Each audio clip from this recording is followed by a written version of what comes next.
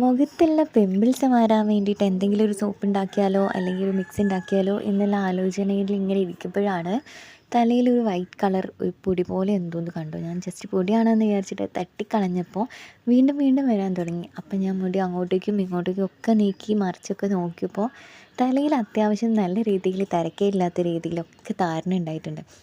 ഇനി എന്ത് ചെയ്യും?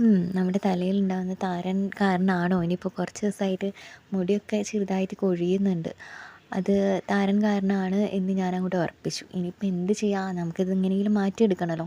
പിന്നെ ഞാനൊന്നും ആലോചിച്ചില്ല, നമ്മുടെ തൊടിയിലേക്ക് ഇറങ്ങിയിട്ട് ഞാനിവിടെ ഒരു സാധനം തിരഞ്ഞ് കണ്ടുപിടിച്ച് പറിച്ചെടുത്തിട്ടുണ്ട്. ഇനി ഇത് വെച്ചിട്ട് നമുക്കൊരു താള ഉണ്ടാക്കണം.